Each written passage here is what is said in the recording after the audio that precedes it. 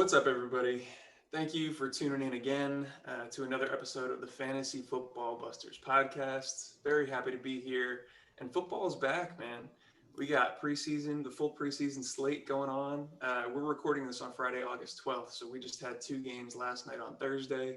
We got a bunch more coming this weekend. Super excited for that. My name's Eric. This is Will. How is my beautiful co-host doing today? Oh, beautiful, bro. Oh, man. You flatter me, man. Oh my God, I'm Uh-huh. blushing. I'm doing great, man. Got to actually watch some football last night. That was a great feeling. It feels so good to actually have football back because it's all I've been talking about since it ended, honestly. Exactly. Yeah, for sure. Yeah, we're going to get into some quarterback rankings today. But before we get to that, I just want to encourage you guys to please like the video if you get anything good out of this. If you feel like you gained some knowledge from us, then we would really appreciate that.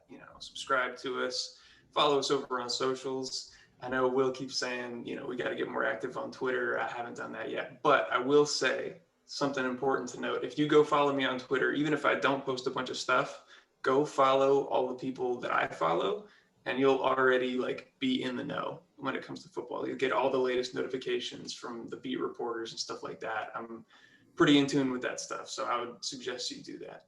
Yeah, make sure um, y'all tap in. for sure, for sure.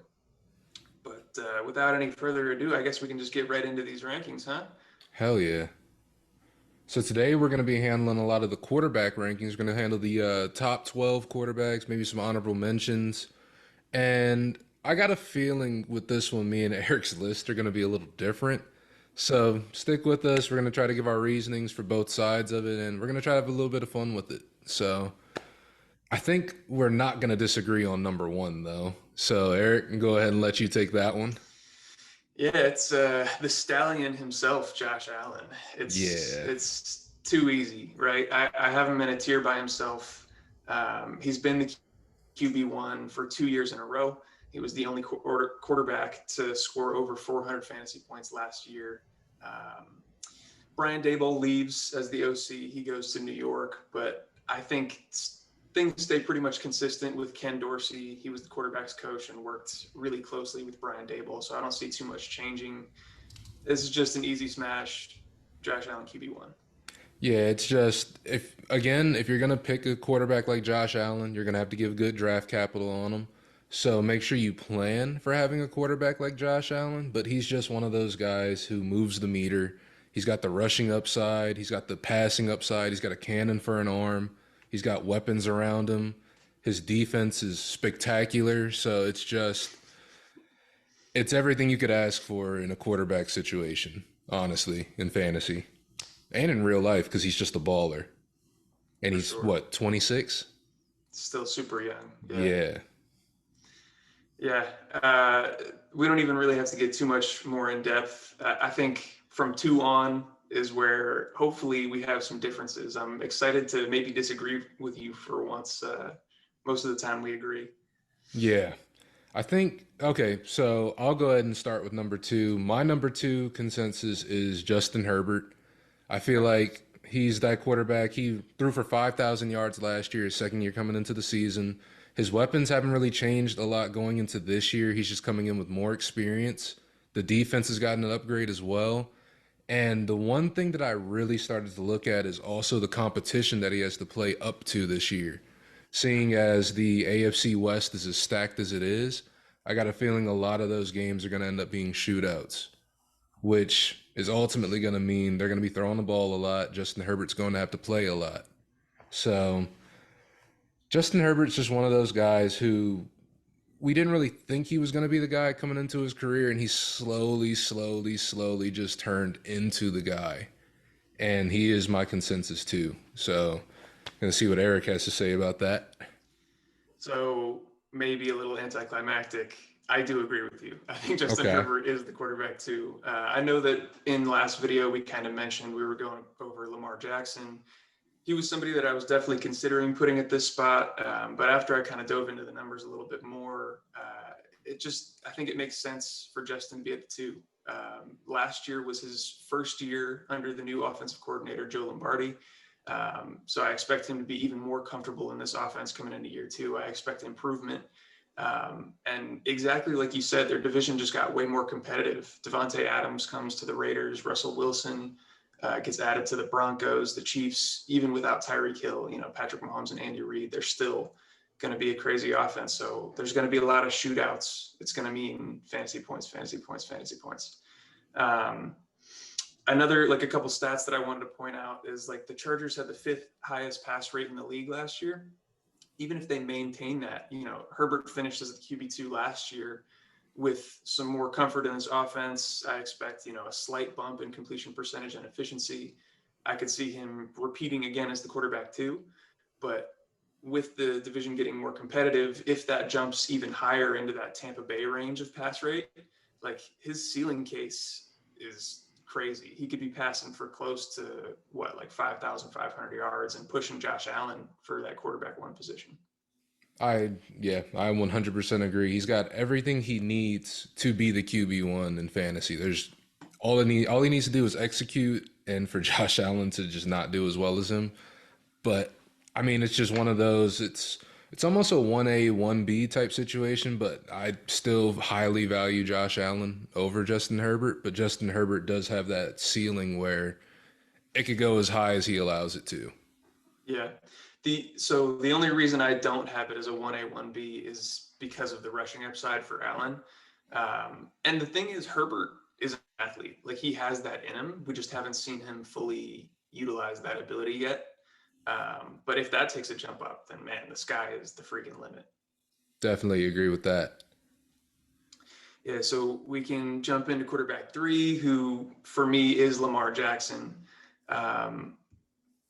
I expect him to have a bounce back year this year. He had a down season last season that was also hampered by injury for sure. He only played 12 games.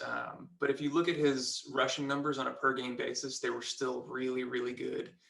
He had more rushing yards than Josh Allen while playing in 5 fewer games, and he was around the same as Jalen Hurts as well.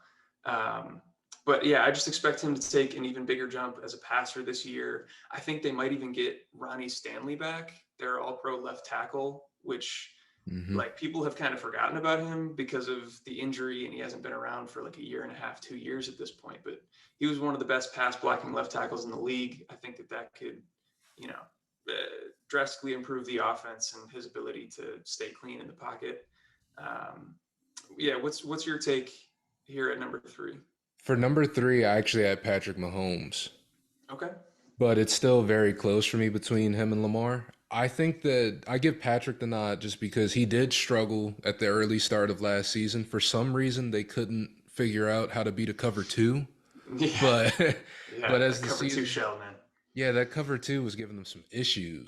But once they actually did figure it out, Patrick Mahomes did start playing to the level he could, because I think he ended up tying with like Justin Herbert for like the most top 12 finishes throughout the season. So when it comes to Patrick Mahomes, even though he has lost Tyreek Hill, I am keeping that into account. Kelsey's getting older. He's got a whole new group of wide receivers around him. I do think this is one of those situations where talent can win out. And as I spoke earlier with like Justin Herbert and the fact that this division is as good as it is, he is going to have to play to a higher level of competition. And also, I was looking at, I know it's not something that's super important because teams end up changing because of how, injuries or anything like that. But Patrick Mahomes' schedule is a little bit easier compared to Lamar Jackson's in terms of strength of schedule. Now, is that going to mean anything by week 6? Probably not. But it is just something that I did take into account when I was making my list. Yeah, no, that's totally fair. Yeah, and I think that's closer to where Patrick Mahomes' ADP is. I think he's going kind of neck and neck with Justin Herbert, almost back to back as the second or third quarterback off the board. So that definitely makes sense. I see a little bit of regression coming from Patrick Mahomes without Tyreek Hill there. Not a ton. He's still the best quarterback in the league. He's an absolute beast. But the rushing upside from Lamar is what I'm buying into with putting him at 3. He still showed that he has that upside last year, even though it wasn't on a consistent basis. He still put up like a 42-point game against the Colts. So I have him at 3. I have Patrick Mahomes in the same tier. I have a tier of 4 guys here, 2 through 5, with Patrick Mahomes in it. But I actually have, if we can move on to 4, I have Kyler also above Patrick Mahomes, sitting at 4. Oh, okay. Yeah, so that one's a little bit spicier. I think some people are on the Lamar train, but Kyler not so much. He's interesting, right? Where he typically starts out really hot and then starts to cool off at the end of the season. You can attribute that to injuries. Maybe you could attribute that to Cliff Kingsbury and like the way that his coaching has been throughout his career. You've also seen the same thing with his coaching, whether Kyler has been his quarterback or not, where his second half of the season like record just isn't as good. But for our purposes, we'll talk about the injuries, right? Like in 2020, he started off as the clear quarterback one through the first 11 weeks, and then he got a shoulder injury that kind of hampered him for the rest of the season. Last season, similar story. He started off prior to his ankle injury, averaging 24 fantasy points a game, which put him, I think, just behind Jalen Hurts as the quarterback one in the beginning of the season.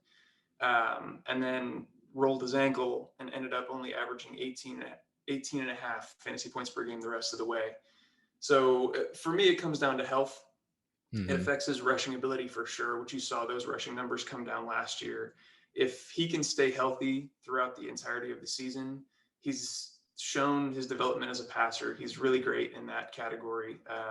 They bring in Hollywood Brown. They're going to get DeAndre Hopkins back after week 6. I think they have a decent group of weapons. That's not the issue. It's just whether he can stay healthy and keep those rushing numbers up. Okay. I do. I like Kyler a lot as a prospect, but I'll talk about him later when I get to him Yeah. myself.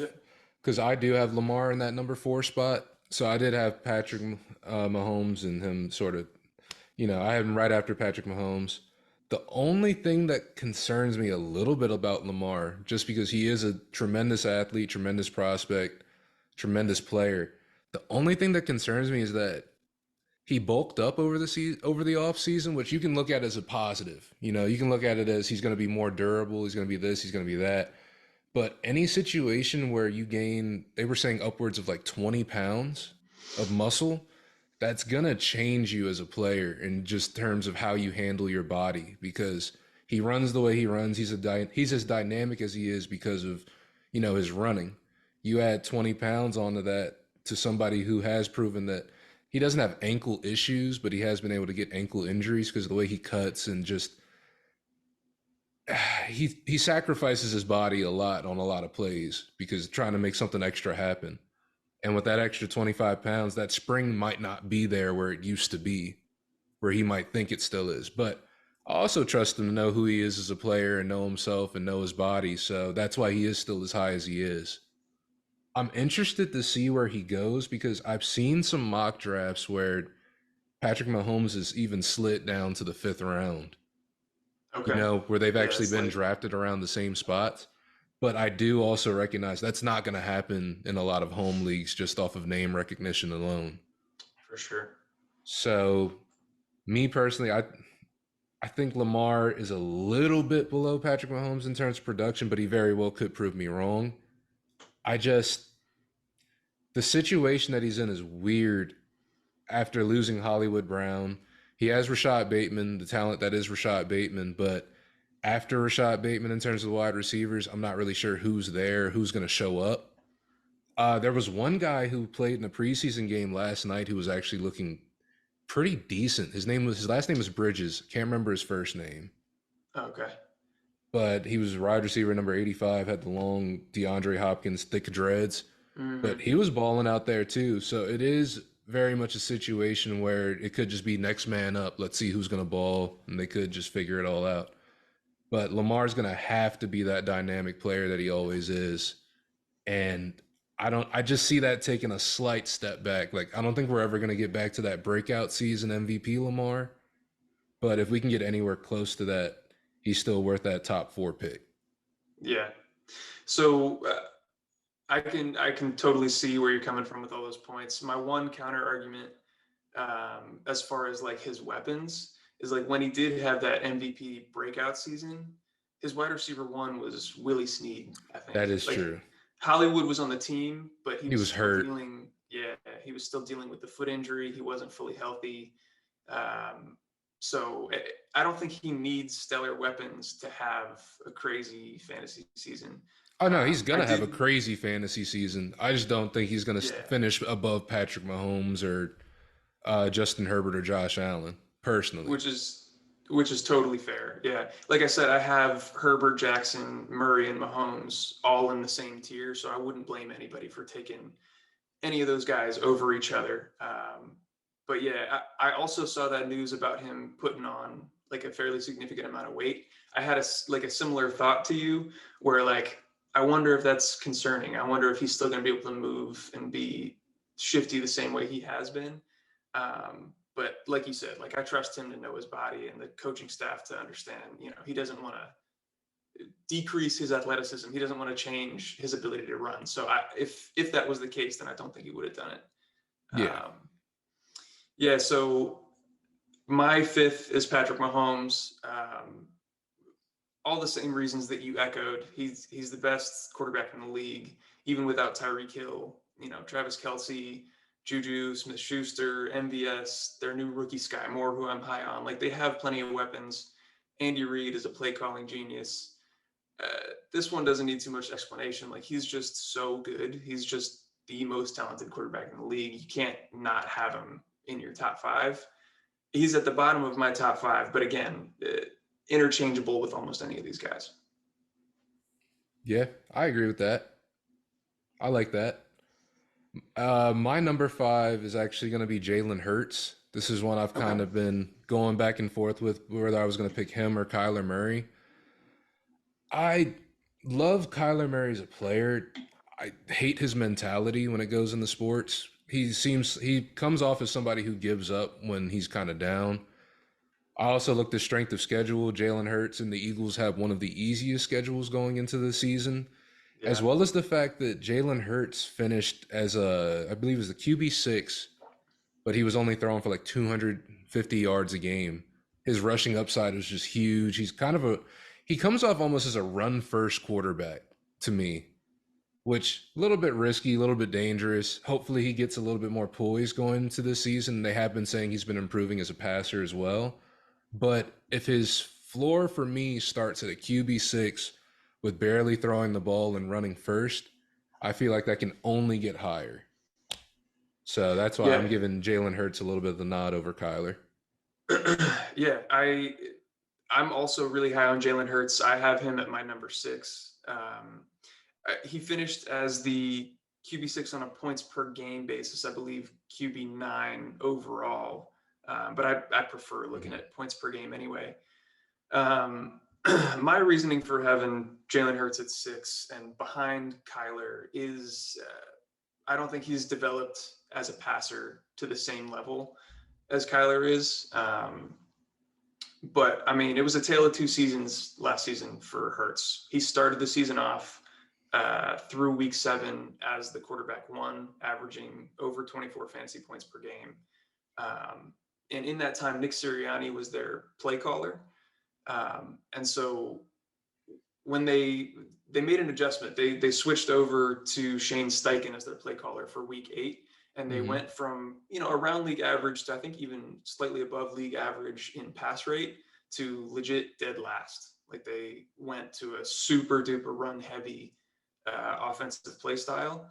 And with that change, he went from being that quarterback one through the first 7 weeks to only averaging 17.7 fantasy points per game the rest of the way. I think that's mostly due to play calling. You could also argue he did have an ankle injury in week 12, which hampered him a little bit. Mm-hmm. Um, the thing that I'm trying to work through is whether or not I think their play calling style will stay the same as it did at the end of last season coming into 2022. And I just don't see them increasing their pass rate back to where it was at the beginning of the season, considering how much success they had with it, going into that late playoff run or the stretch run at the end of the season. So that's my concern about Jalen Hurts. But yeah, his rushing floor is huge. When they get down in the red zone, he's constantly taking in red zone carries for touchdowns. So I love his upside, but I have him at 6. So I do agree with that sentiment. I don't think their passing rates are going to get as high as they were at the beginning of that season, but also they did add AJ Brown. They're paying him a good amount of money. They've got Devonta Smith, who's been emerging as one of those better wide receiver talents in the league too. So I do think that with that wide receiver duo that they have along with Dallas Goedert, that they may take more shots just because they can feel more confident. Like their wide receiver two isn't Jalen Rager anymore, who's fighting for a spot on the team. It's you got two very competent receivers here now, with plus Dallas Goedert. Yeah, totally agree. And we'll get to it when we get to the NFC East divisional breakdown soon.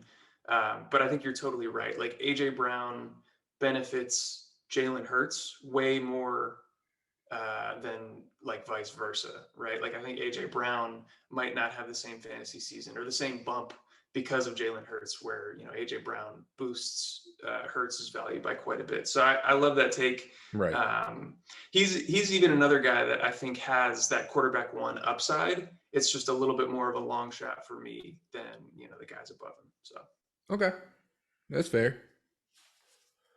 For my QB6, this is where I did throw Kyler in because I do have to give him that nod. He's a fringe top five QB for me. The talent is there. I can't take anything away from Kyler Murray physically.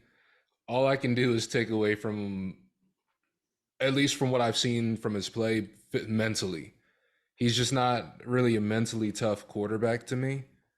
But and also his strength of schedule. He has the 31st hardest schedule in the league in terms of just the okay. Cardinals. And with him missing D Hop, his biggest weapon for the first 6 weeks, but he does still have Hollywood Brown. And there's something about that college, chemistry, college pipeline, knowing how players play at a young age and then it translates well over to the league. I don't know what it is. Well, I mean, I do. It's just familiarity. But I don't. It's just I don't see Kyler's ceiling as high, at least on a points per game basis, also because he's gonna have to do everything those first 6 games, and I just don't know if he has that in him. So it's gonna be proven to be seen. I do love Kyler as a prospect. I love him as a talent. He averaged 24.9 points per game. His rushing ceiling is there. Anytime they're in the goal line, it's annoying having a Cardinals running back because he does get a lot of goal line rushes and looks. And we've seen him play at the highest level. We've seen him be the QB1. Yeah. I don't know. There's something about it that's holding me back from others. I don't know if it's just all of the news. It might just be recency bias with all of he's got to watch 4 hours of film every week. And it's like, yeah, he should have been doing that already. What is that? Why does that have to be written into his contract?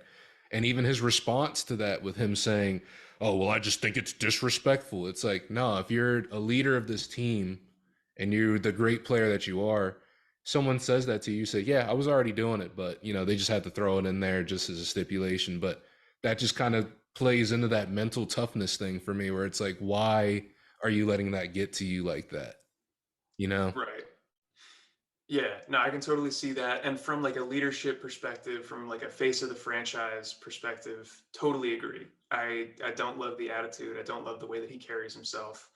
But I it doesn't affect my fantasy outlook for him as much. I think he's still gonna, be a stat sheet stuffer. He's still gonna get his yards, his rushes, whatever.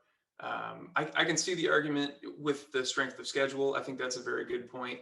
Something that I didn't bring up is also his offensive line is slowly aging and still is close to bottom of the league. They're not a very good unit, so he might not be able to be protected as well. But then also on the positive side, like you said, the running backs were taking a lot of those goal line carries, which obviously like that makes sense. But the year prior, he had a ton of goal line carries. He had 11 rushing touchdowns in 2021, or sorry, 2020. Yeah, and only 5 last year. So if that takes a spike, then that's really the difference for me is why I put him a little bit higher than you, I think. I also think he's got a huge contract they kind of want to keep him as safe as they can as well. So I think they Okay. may try to curtail some of those design rushes or even just he's a good improviser, so he's going to end up running regardless, you know? But it's just the Yeah. design runs or even just the boot. Why am I forgetting why Like am I the forgetting the word? bootlegs, Yeah, rollouts. bootlegs. Yeah, rollouts. Yeah. Why did that? I You're good. blanked on that. But I think those design plays are going to start to come down a little bit just because they do want to protect him. He's not the biggest quarterback in the world, so if he does keep taking hits, he is going to keep getting hurt like we've seen year after year. Yeah. So I think I got to curtail some of the rushes from him as well. I Like, think that's fair. yeah. Yeah. So I think to this point, even though it's not quite in the same order, we still have all of the same top six quarterbacks, right? Yeah, they're all the same players, just different orders and Yeah. priorities, I believe. But I Okay. think this is where stuff's going to start getting a little dodgier. I wondered. Yeah, I'm curious to see. So I had Josh Allen in a tier by himself at one, Justin Herbert, Lamar Jackson, Kyler Murray, Patrick Mahomes in a tier, and then Jalen Hurts in a tier by himself at six. And then this starts another tier of four quarterbacks that I lead off with Joe Burrow. Um, I think that there's a good case to be made for why he could be higher than this, which I'm not necessarily buying into, but their offense has, or their offensive line has drastically improved. They brought in Lyle Collins, they brought in Alex Kappa, they brought in Ted Karras. I think that that could vault their offensive line from being one of the worst in the league to one of the best, give him, more time in the pocket, and also potentially lead that coaching staff to being more willing to let him drop back and pass more. He's shown that he's just incredibly efficient in a touchdown rate, in deep ball accuracy, completion percentage, all that stuff. He's incredibly efficient. So if he does get that big bump in pass rate, especially with the weapons that he has at his disposal, Jamar Chase and T. Higgins, Tyler Boyd, the sky could be the limit here for him as well. But the reason that I have him as low as he is because I think that Zach Taylor, coach of the Bengals, is similar to like an early career Sean McVay. And this is something that we talked about last episode when we were going through the AFC North.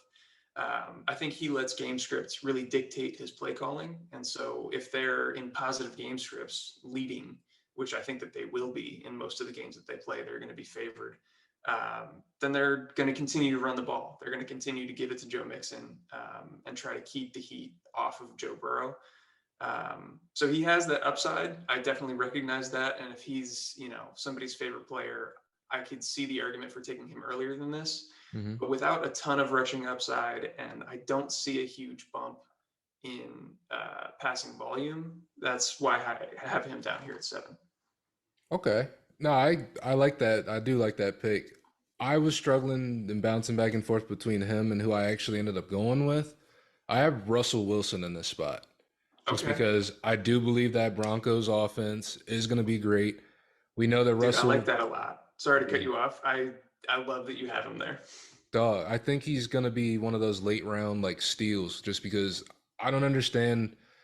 Last year, he didn't have a great year, but he also had, a torn ligament in his finger. He had a screw in his hand.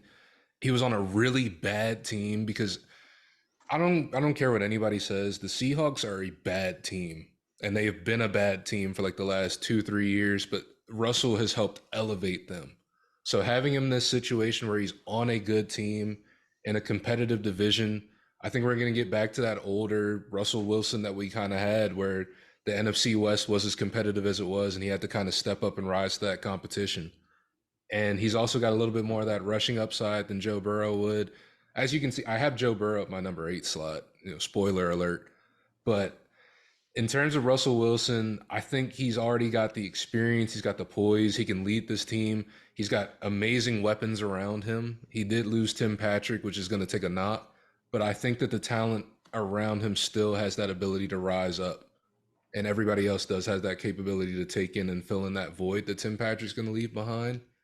And if there's anybody who can take a bunch of fringe people and make them good, it's Russell Wilson. So seeing him on a team with a bunch of good players is going to be something special, I feel like. Yeah, dude. I'm jealous that I don't have him higher. I love that take, Yeah. having him at 7. I have him down at 9 in the same tier as these other 4 guys. But after hearing you talk about him, I might have to bump him up a little bit. I'm also super in on Russell Wilson. I can talk about him more because, like I said, I have him down at 9 when we get to him. My number 8 is Tom Brady. Okay. He finished last season as the QB3. His passing volume was just incredible, right? Hmm. The Tampa Bay Bucks were number 1 in pass rate.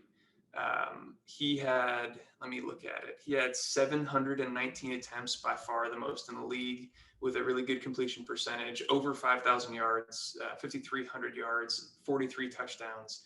He's just putting up crazy stats, which is incredible to think about now that he's coming into year 20 something. He's 45 years old. Yeah, it's ridiculous. Every year you think, all right, Tom Brady's going to take a step back, and the Yeah. Buccaneers have made him throw the ball more. So Yeah. it's like, I don't. Do you think anything about the coaching situation is going to change that I at don't. all?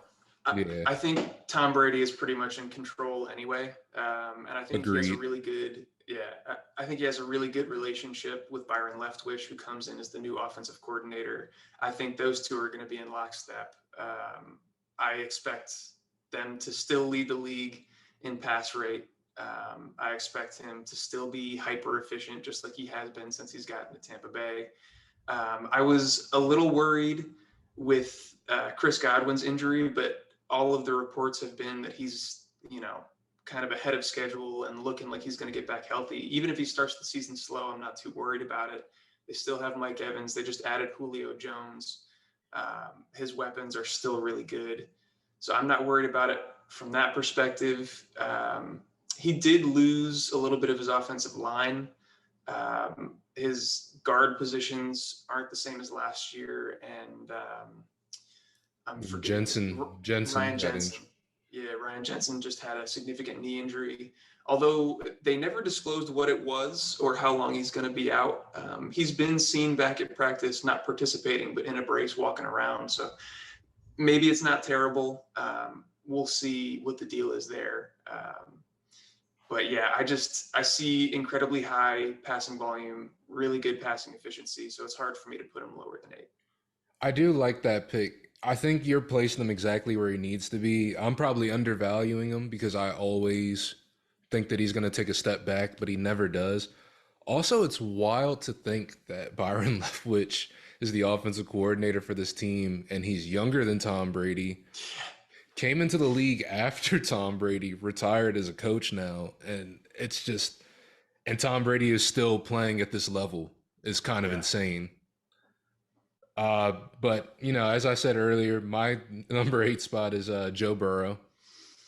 You had a lot of great points where he just has great weapons around him. He's one of those people, again, he's in a great situation where he could pop off, and Joe Burrow could very well be the QB1, QB2 for all we know, because he does have the weapons, he does have the ability, he has the efficiency, and he has a better offensive line. He shouldn't be the most sacked quarterback in the league this year. So that's going to be a step up in itself. Keep him healthier as well. It's just,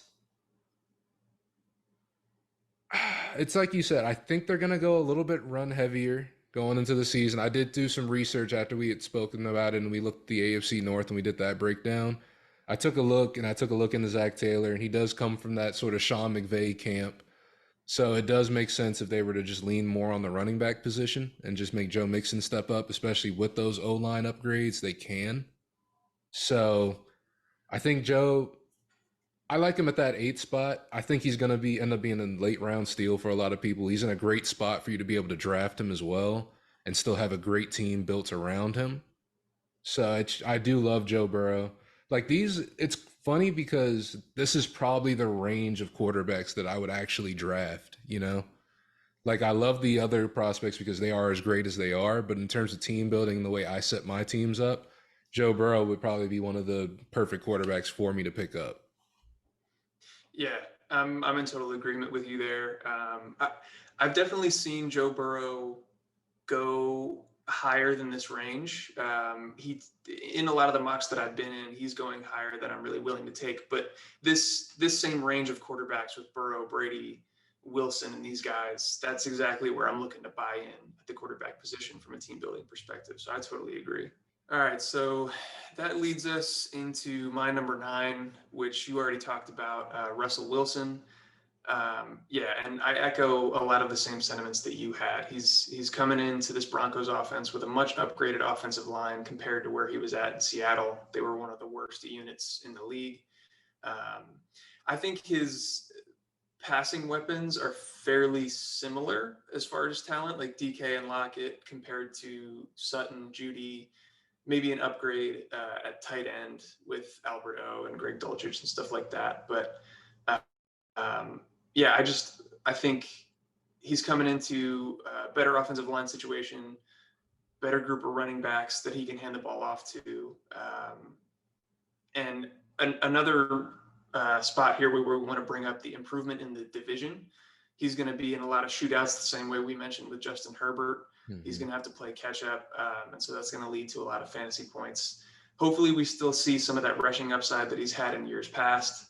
And I've heard that they're really giving him the reins to the offense, making him super involved in play calling decisions and stuff like that. So if he can, narrow it down to exactly what he wants to do, as opposed to the Pete Carroll super slow, uh, run heavy offense, then yeah, he could really take off this year.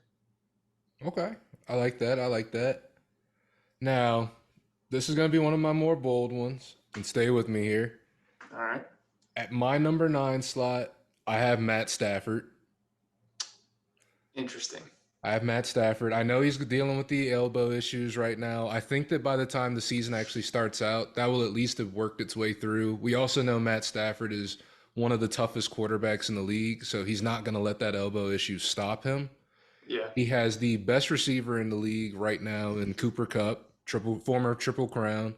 He's got Allen Robinson now, who I believe is still a great player. I think he's going to still be not the same player he was back when he was putting up numbers with the Bears with shitty quarterbacks and and when he was on the Jaguars putting up garbage numbers. But I think in this system, Sean McVay is going to be able to make this work. It's also just him being in that Sean McVay system for a year and actually having that experience that I feel like he's going to end up taking a step up. I know towards the end of last season, he sort of became a interception monster. He threw a lot of those, but I don't know what to really attribute that to. I also don't know how much of a really a factor that is if he still is going to go out there and put up numbers. And also, one thing to remember is that Odell is still floating out in the void. And the team has mentioned that they do want to bring him back when he is healthy enough to play. He's mentioned he does want to go back when he's healthy enough to play. So having that wide receiver trio of Cooper Kupp, Allen Robinson, and Odell could prove to be huge for the second half of the season when Odell is cleared to be able to come back and play. Also, the fact that Odell will be able to come back and play with not so much pressure on him. Like he doesn't have to come back and be a wide receiver 1 off a torn ACL. He has to come back and be a wide receiver 3 at most, really, off a torn ACL, which I believe he can do, and he can come back and be super effective at that. So I did give Matthew Stafford that nod. He doesn't have a lot of rushing upside, anything like that, but Sean McVay is a play caller. He made Jared Goff look like a competent quarterback for a long time. Matthew Stafford is miles above Jared Goff, even now, as an older quarterback, as an aging quarterback. So I gave that nod to Matthew Stafford. Yeah, I think that's fair. I think that makes sense. In my ranks, I have him considerably lower, but I do like the points that you made. He is coming into year 2. That was his first year that we saw him in that offense last year. So he's just going to get more comfortable. I could totally see that. You were talking about his interceptions. He's just a gunslinger, man. That's always what he's been. Yeah. He's going to have those interceptions, but he's also going to throw for a bunch of touchdowns. Although I do see that number dropping a little bit. He was up over 40 touchdowns, which is a number that, I think Tom Brady was the only other quarterback in the league to get over that 40 mark. and he also did it with over 100 more pass attempts Brady did. So that means that Stafford was just crazy efficient in that category, which you like to see, but I could also see a dip in that category. So that's why I have him a little bit lower, but I don't mind that ranking at all. I think that makes a lot of sense, especially with the crazy weapons that he has at his disposal. Mm-hmm. For me, this one might also be kind of a spicy take, hot take. My number 10 is Trey Lance. Mm. I'm buying in, man. We only got to see 3 games of him last season, but from what I'm hearing from training camp and from what we saw in limited time last year, he's gonna run the ball so freaking much, dude. He's huge. He's gonna be a red zone weapon for them. I see him rushing the ball a ton, running for a lot of yards in this offense, but also being like a red zone weapon for them. Kyle Shanahan's super creative when they get down in the box, and I could see him, being a terror for defenses in the red zone. Um, it, whether he's inaccurate or not, I don't think it makes too much of a difference from a fantasy perspective if his floor is that high with the rushing upside. He's also got crazy weapons with Debo and Brandon Ayuk and George Kittle. So he doesn't have to do a ton from the passing side to get those numbers up because those guys are all yak gods. You know what I mean? Mm-hmm.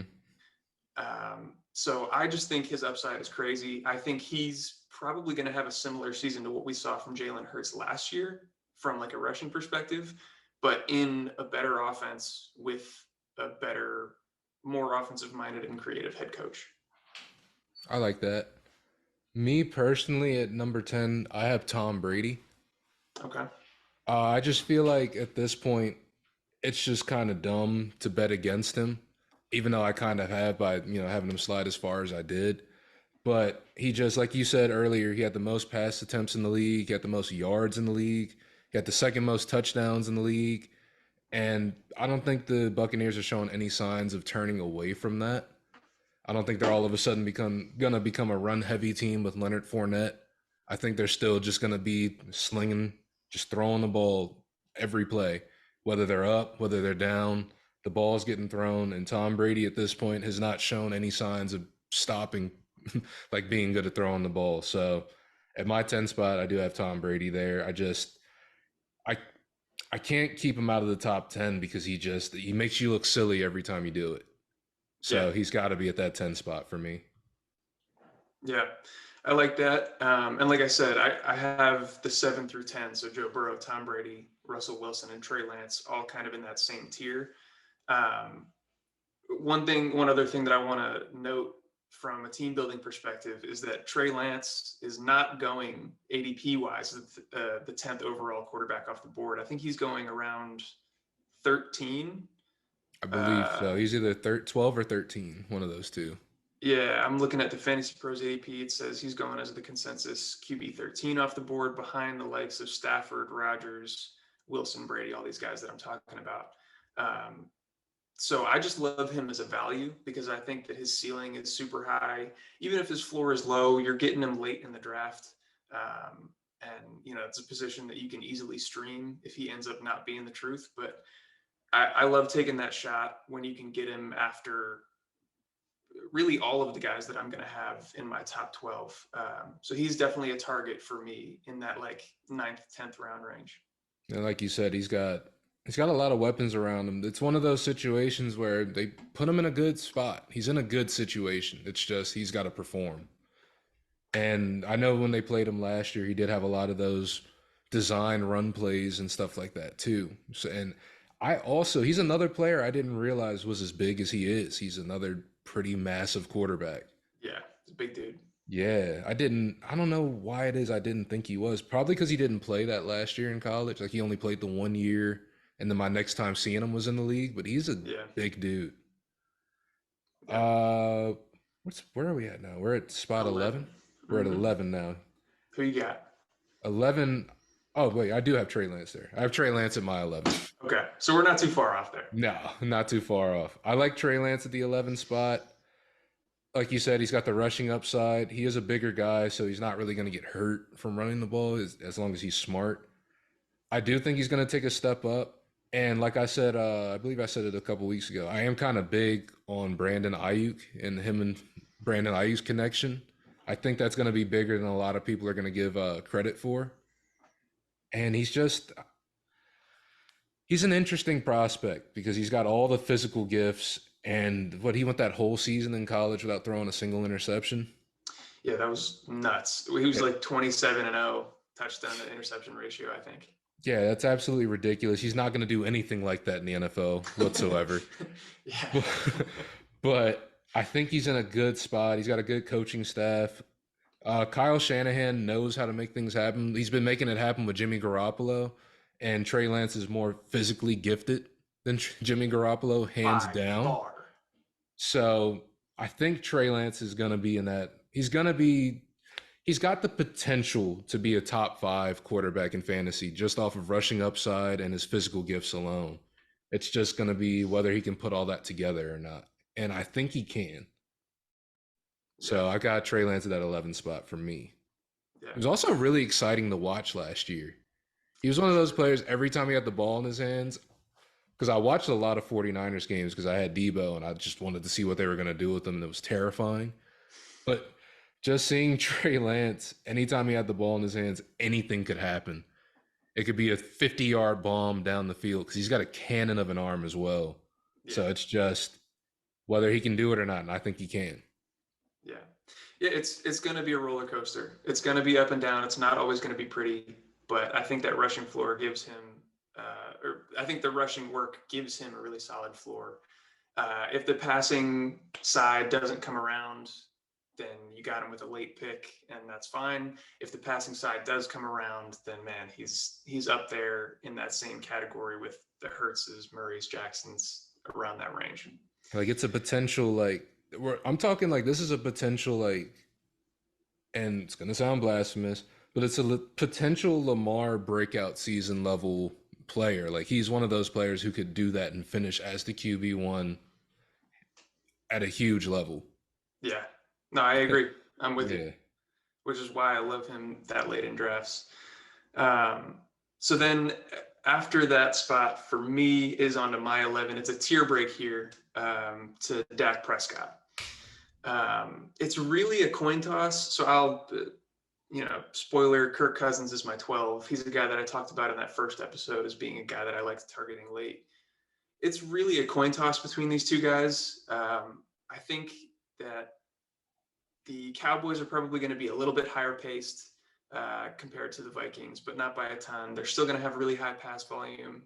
I'm worried that their offensive line is taking a slight step back. They lose Lyle Collins and who is it? Tyron Smith. They always have issues with injury-wise. He's getting a year older, so we'll see how well they can protect him. The reports out of camp is that he's getting a lot of pressure on him. Their weapons group is very thin. They got rid of Amari Cooper. CeeDee Lamb has to take that next step up into the wide receiver 1 role. Michael Gallup, who they just gave a big contract, isn't going to be playing for, probably a good portion of the beginning of the season due to his injury. Jalen Tolbert is a rookie that I like, but he's going to have to step into a wide receiver 2 role. And then it's a bunch of guys that we barely know their names, after that wide receiver 2. So I'm a little bit worried, but I think the pace of the offense and the amount of just throws that he's going to have to make per game is going to be enough to buoy him into that 11 spot. You say they were the highest scoring offense last year, right? Yeah. So one point that I want to make about that, they were the highest scoring team.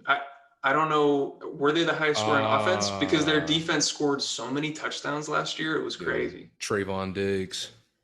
Yeah. That guy. Which, to be fair, now that I'm thinking about that, that also could be a point in favor of Dak Prescott. When your defense is scoring a bunch of touchdowns and putting you in favorable game scripts, making you run the ball more, like if that doesn't happen, maybe it sways back in favor of more touchdowns and more yards for Prescott.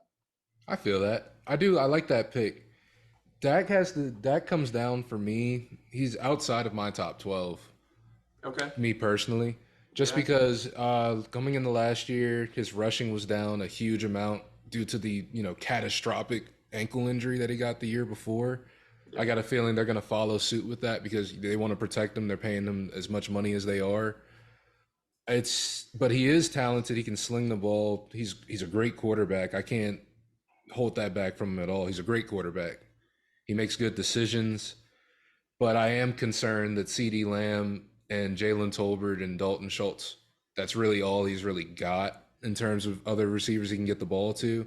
But I don't curtail him as much just because he does have Tony Pollard, and they were lining up Tony Pollard in the slot and stuff like that. So they do still have receivers, but I got to take that step back from him personally because rolling into number 12, I've got Derek Carr. That's Okay. my number 12. Derek Carr finished last year 4,800 passing yards. Who was on that team besides Hunter Renfro? Yeah, Darren Waller was hurt most of the season. Yeah. There wasn't Zay Jones was like their wide receiver too. Yeah, and then the fastest man in the world gone off the team now. That Yeah, whole situation is still so nuts to me. But yeah, Derek Carr has been that quarterback who's always every year that he's been in the league for me, he's kind of made something out of nothing. And I think that this year with getting Devonte Adams, and again, that's that college connection. I think that's going to be bigger than a lot of people are giving Derek Carr credit for. Like everybody gives Devonte Adams a credit because he is who he is, but that's also going to make Derek Carr step up as well, having a target that he can rely on like that every game. We've never seen that from Derek Carr really, except minus like Darren Waller. But having the two of them on that team, along with the safety blanket that is Hunter Renfro, I think Derek Carr is poised for a top 10 fantasy season.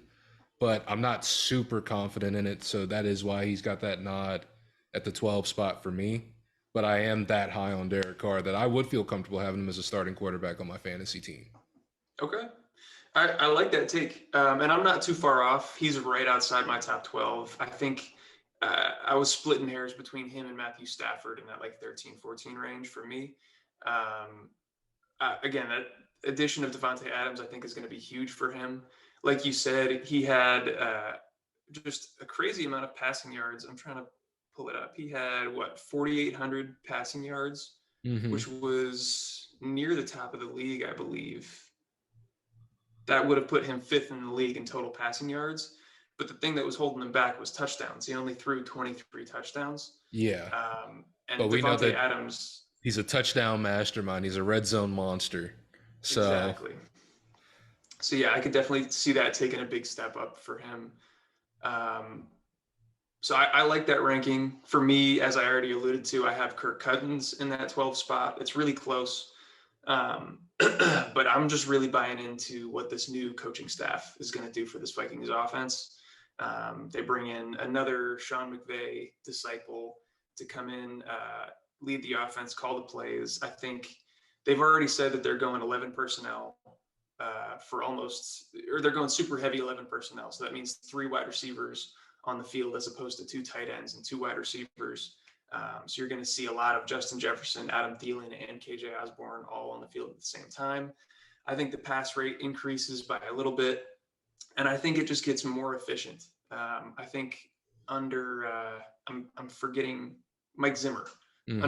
Under Mike Zimmer last year, they were not necessarily ground and pound. They were actually higher in pass rate than I expected when I went to look. But their efficiency wasn't very high just from a total overall offensive perspective.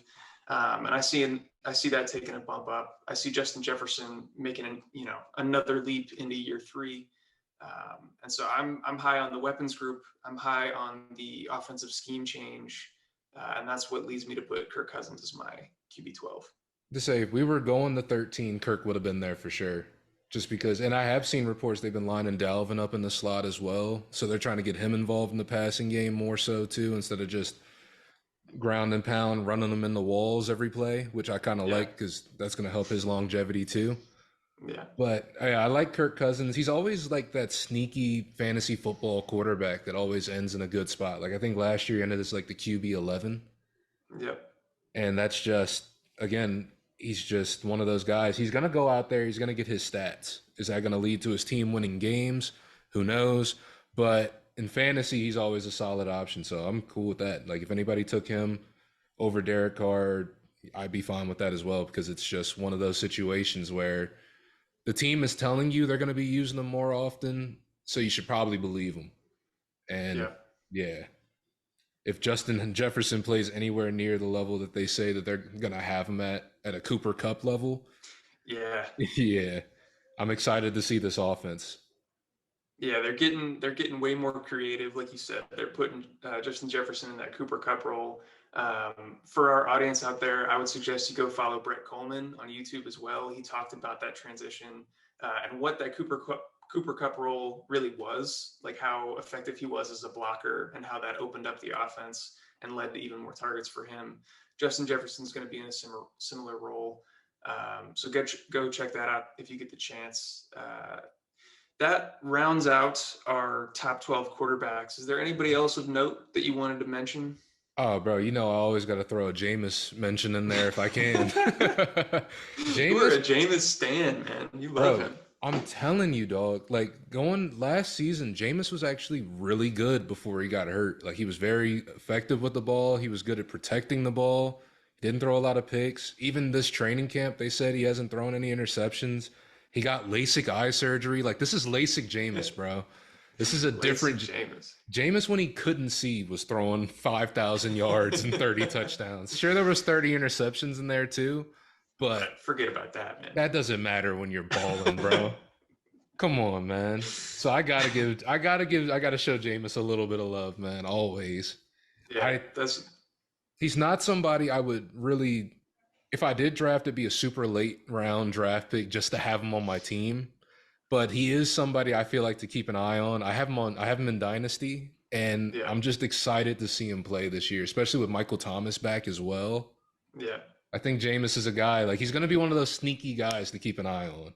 I really do Okay. think I love just how much you love him. It really makes me laugh. that. I'm not quite as high on him as you are, but I definitely see the upside. Their offensive weapons group has definitely made a huge improvement from last year. One guy that I wanted to mention, not because it makes me happy, but just because I feel like we have to out of respect, is Aaron Rodgers. He's Absolutely. the Absolutely. back-to-back MVP, man. It's a lot of people are probably going to be yelling at us for not having him in this top 12.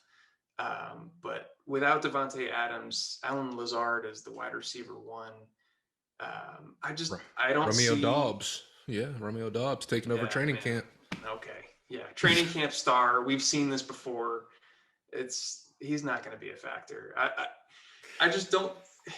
He's relied on efficiency, Hmm. which he's still going to be efficient. He's one of the best quarterbacks of all time. Hmm. He's always had high efficiency, but with just such a drastic decrease to his the talent around him, I think it's going to take a slight dip. I don't think they're going to throw as much because they know that outside of Aaron Rodgers, their running back group is where their talent is on offense. They're Hmm. going to rely a lot on Aaron Jones and AJ Dillon. So passing volume comes down, efficiency maybe takes a slight dip, which is why I have him outside the top 12, but definitely worth a mention, and probably someone that I wouldn't be super uncomfortable having as my quarterback in a one quarterback league. Oh, for sure. If there's anybody who's going to make something out of nothing, it's Aaron Rodgers. He's known to throw people open. He's made Alan Lazard even as relevant as he is going into this season. The fact that we know his name is because of Yeah, Aaron Rodgers. So, yeah, 100%. like you said, out of respect, he's got to be mentioned. He has to be mentioned. Yeah. All right. Well, that wraps it up for us. Will, if you want to let the people know what they got to do before we head out, talk Hell to them real yeah. quick. Y'all hit that subscribe button, dog. Hit the subscribe button, hit that like button, leave a comment. Like, we're talking good stuff here, man. And I know y'all love For real. football. Yeah, I know y'all love football. If y'all have any opinions, if you disagree, you want to argue in the comments, I'll argue with you in the comments. That's fine. Drop That's a what we want. comment. Yeah, honestly. So hit that subscribe button. Follow us on socials. You can find that down in the description as well. Like Eric said earlier in the show, check out the people he follows because they're going to give you a lot of that great fantasy news outside of our scope. You know, the lawyers, the doctors, even just the beat reporters who are there watching these practices or at these games on the sidelines. So That being said, thank you so much for taking the time to watch and to listen to this. And we're just excited to keep this rolling. The next set of videos we got another divisional breakdown coming up. And we've also got we got to finish up these positional rankings. So either wide receiver or running backs coming up next as well. And I'm just excited to keep doing these, man. So hit that subscribe button, be a part of the community, be a ball buster. Hell yeah. Yeah, I'm loving doing these too. Having so much fun talking ball with my man. But yeah, thank you for joining us. We Mhm. love you. We appreciate you. And we'll catch you in the next one. Peace.